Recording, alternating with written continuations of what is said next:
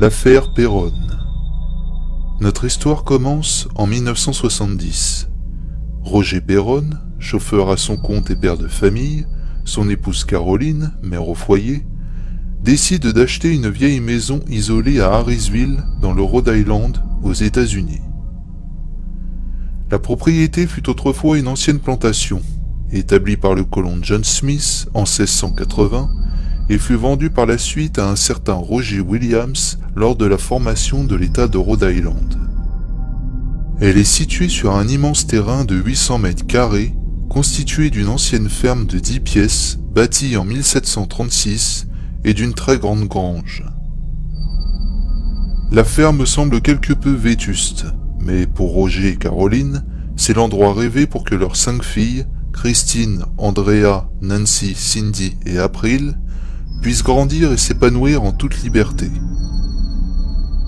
Le jour de l'emménagement, la famille est enthousiaste à l'idée de vivre dans cette maison. Mais alors qu'ils déballaient les meubles, l'ancien propriétaire de la demeure vint leur donner un bien étrange conseil. Il leur dit « Laissez les lumières allumées la nuit ». L'homme ne dit rien de plus, laissant les Péronne perplexes. La famille commença une nouvelle vie dans leur nouvelle maison, et tout semble aller pour le mieux. Mais des événements étranges vont faire leur apparition, et les Péronne vont alors découvrir la raison de l'étrange avertissement de l'ancien propriétaire. C'est en 1971 que les premières entités surnaturelles vont se manifester. Ils découvrent que la ferme est hantée par plusieurs esprits, mais ces esprits semble inoffensif et ne manifeste aucune agressivité envers les Péronne. Et pour cause, l'un des esprits laissait derrière lui une délicate odeur de fleurs, un autre venait systématiquement embrasser les filles dans leur lit pour leur dire bonne nuit, le fantôme d'un petit garçon s'amusait à faire rouler de sa main invisible des voitures miniatures, et les Péronne entendaient régulièrement des bruits de balayage provenant de la cuisine. Quand Roger et Caroline entraient dans la pièce, ils constatèrent que le balai avait été déplacé et un petit tas de saleté attendait au milieu de la pièce d'être jeté à la poubelle. Un autre esprit, que la famille appelait Manny, très apprécié de Cindy et April, hantait les lieux. Ils pensaient qu'il était l'esprit d'un certain Johnny Arnold, un homme qui se serait pendu dans le grenier au XVIIIe siècle. Manny rôdait souvent autour des filles, les regardant jouer et vaquer à leurs occupations en arborant un sourire tordu, amusé par les jeux. Si le moindre contact visuel s'établissait entre Manny et l'un des membres de la famille, celui-ci disparaissait aussi vite qu'il était apparu. Les Péronne étaient apeurés par tout ce qui se passait chez eux, mais se disent être capables de vivre avec tous ces événements, car aucun des esprits ne leur voulait du mal. Ils étaient également témoins de phénomènes télékinétiques, comme les lits qui lévitaient à quelques centimètres du sol, le combiné du téléphone qui planait dans les airs avant de retomber sur sa base quand une personne entrait dans la pièce, les photos qui se décrochaient des murs inexplicablement, et divers déplacements d'objets comme les chaises brusquement retirées alors qu'une personne était assise dessus. Des manifestations inoffensives au premier abord, mais qui devinrent par la suite de plus en plus angoissantes. Du sang se mit à suinter d'une orange. Le spectre d'une petite fille en robe de velours vert hurlait toute la nuit, empêchant les Péronne de trouver le sommeil. Un autre ne cessait de torturer la pauvre petite Cindy, âgée de 8 ans, en lui répétant sans cesse «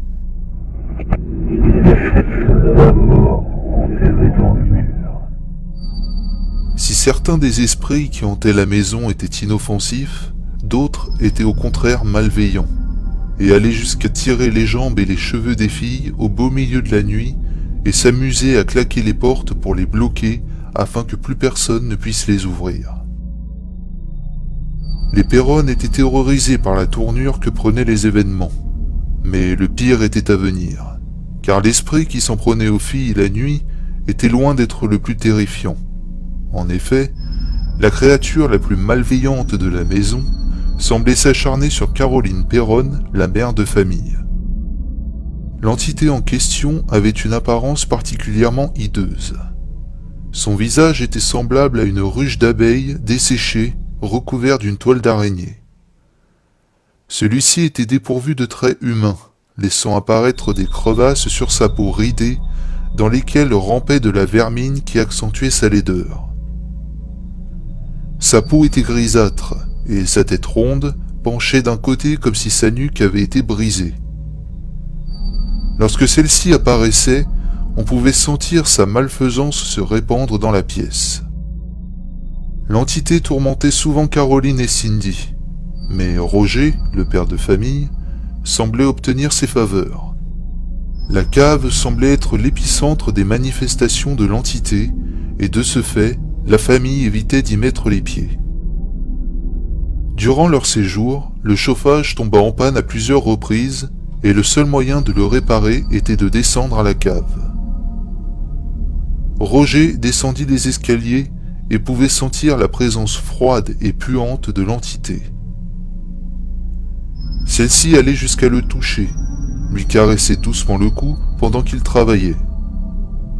Elle semblait beaucoup apprécier M. Perron, contrairement à sa femme qu'elle haïssait et qu'elle tentait de chasser de la maison. Caroline en perdit le sommeil et commença à sombrer dans la dépression. Madame Perron a dit qu'elle s'était réveillée un matin avant l'aube et qu'elle avait aperçu une apparition près de son lit. La tête d'une vieille femme pendait sur le côté, sur une vieille robe grise. Puis, une voix avait résonné. Je vais te conduire à la mort et à la tristesse. L'entité se montrait cruelle envers Caroline. Elle la pinçait, la giflait ou lui jetait des objets, en allant jusqu'à jeter des torches enflammées sur son lit pour la terroriser et la faire partir. Un jour, alors que Caroline dormait sur le canapé, elle ressentit tout d'un coup une vive douleur au mollet. Elle aperçut alors une trace de sang, semblable à une piqûre en forme de cercle. C'était comme si une grosse aiguille à coudre avait été plantée sa peau, d'après Andrea Perron. La famille Perron est à bout et ne souhaite qu'une chose, quitter la maison. Mais la famille n'a pas les moyens de déménager et est malheureusement contrainte de rester. La rencontre entre les Perron et les Warren fut totalement le fruit du hasard. Ed et Lorraine furent amenés dans le Rhode Island par un groupe de chercheurs du paranormal et s'étaient tout simplement retrouvés devant chez eux. Caroline Perron raconta. Madame Warren est venue dans la maison sans rien savoir. Elle est entrée dans la cuisine et elle a dit « Je sens une présence sombre » et son nom est Bathsheba. En effet, d'après les informations recueillies par les Warren, Bathsheba Sherman était une femme soupçonnée de sorcellerie. Née en 1812 dans le Rhode Island, Bathsheba Thayer aurait épousé un homme du nom de Judson Sherman le 10 mars 1844 à Thompson dans le Connecticut. Femme au foyer alors que son mari travaillait comme agriculteur sur leur terre, non loin de la ferme, Bathsheba aurait connu une vie de solitude. Elle serait devenue une paria de la société après avoir été accusée du meurtre de son bébé. L'enfant fut retrouvé avec une grande aiguille plantée à la base de son crâne, Bathsheba l'ayant sacrifié en hommage à Satan. Mais celle-ci fut innocentée suite à l'abandon de l'affaire, faute de preuves. Elle aurait également eu 3 autres enfants, dont aucun n'aurait dépassé l'âge de 4 ans. Pourtant, selon les archives, elle aurait eu un fils en mars 1849, prénommé Herbert, qui aurait vécu normalement et serait devenu agriculteur comme son père. Bathsheba Sherman mit fin à ses jours en se pendant à un arbre derrière la grange, le 25 mai 1885, après avoir pratiqué des rituels sataniques afin qu'elle puisse demeurer en ces lieux et hanter la ferme pour toujours. Lorsque son corps fut retrouvé, celui-ci était étrangement figé, comme si elle s'était transformée en pierre. un phénomène qui laissa le médecin légiste perplexe. D'après les Warren, Bathsheba aurait également maudit quiconque vivrait sur sa propriété. Plusieurs tragédies se seraient déroulées après sa disparition. 2 suicides par pendaison, 1 par le poison, le viol et l'assassinat d'une fillette de 11 ans, 2 noyades dans un ruisseau près de la maison, 4 hommes mystérieusement morts de froid, ainsi que la pendaison d'une vieille femme de 93 ans au chevron de la grange. La situation semble désespérée lorsque le couple Warren arrive. Caroline semble anéantie. La famille n'en peut plus d'être constamment attaquée et craignent pour leur vie. Les Perron acceptent l'aide des Warren et sont même soulagés. Dès l'instant où elle a franchi la porte d'entrée de la maison, Lorraine aperçoit la présence maléfique autour des Perron, une ombre noire qui semble s'être accrochée à eux. Elle ressent également la présence des autres entités qui ne sont pas néfastes, mais semblent retenues prisonnières de Bathsheba. C'est alors que Ed commence à interroger chaque membre de la famille. Les Perron n'étaient pas croyants, et les Warren sont persuadés que cette absence de foi fut un des facteurs des attaques violentes de l'entité envers eux. Lorraine expliqua plus tard « Vous n'avez que votre foi comme protection. J'ai toujours eu ma foi. La protection de Dieu m'a permis de faire cela. À ce moment-là, les Perron n'avaient pas de religion, et c'était très dangereux. » En 1974, Ed et Lorraine firent de nombreux voyages pour enquêter dans la maison, mais jamais ils ne tentèrent un exorcisme.